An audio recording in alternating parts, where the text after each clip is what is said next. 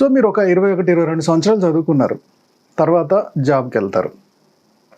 ఈ జాబ్లో government job అవ్వచ్చు, ప్రైవేట్ జాబ్ అవ్వచ్చు, మీ మీద ఒక బాస్ ఉంటాడు, మీకు ఒక వర్క్ అసైన్ చేస్తాడు.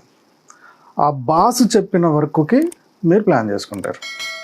అంటే మీరు ఆ పనికి తగ్గట్టు మీ అలవాట్లు, మీ టైమింగ్స్ అన్నీ మార్చేసుకుంటారు. ఏ ఉద్యోగమైనా, ఏ జాబ్ అయినా అంతే. మన పైన ఒక బాస్ ఉంటారు, మనకు ఒక వర్క్ అలాట్ చేస్తారు, దానికి తగ్గట్టు మనం మారుతాం.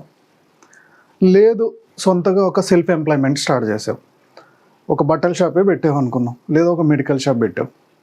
సో మార్నింగ్ 10 o'clock తీయాలంటే 10 o'clock తీస్తావు, నైట్ 9-10 వరకు ఉండాలి అంటే 10 వరకు ఉంటావు. అంటే ఒకప్పుడు 8 to 9 జాబ్, 9 to 5 జాబ్ చేసిన నువ్వు ఇప్పుడు 10 to 10 వరకు షాప్ ఓపెన్ చేసి ఉండగలుగుతున్నావు. అంటే ఆ షాప్కు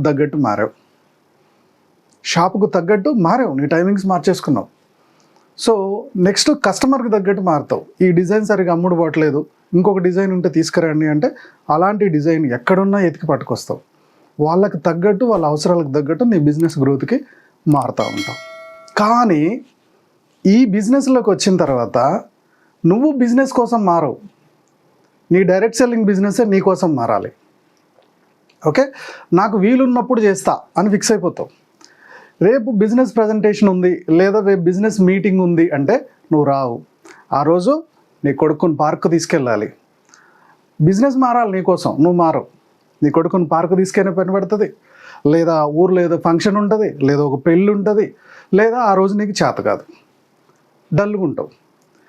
ఇవన్నీ చేస్తూ నాకు బిజినెస్లో గ్రోత్ రావట్లేదంటే, నువ్వు బిజినెస్ కోసం మారకపోతే మనకి డబ్బు ఎప్పుడు వస్తుంది? ఈ బిజినెస్ ఏం కోరుకుంటుంది? ఫస్ట్ సక్సెస్ అయిన వాళ్ళ టీచింగ్స్ కోరుకుంటుంది. ఆ టీచింగ్స్కి ఒక మీటింగ్ పెట్టారు, ఆ మీటింగ్కి నువ్వు రావు అంటే ఆ బిజినెస్ కోసం నువ్వు మారట్లా.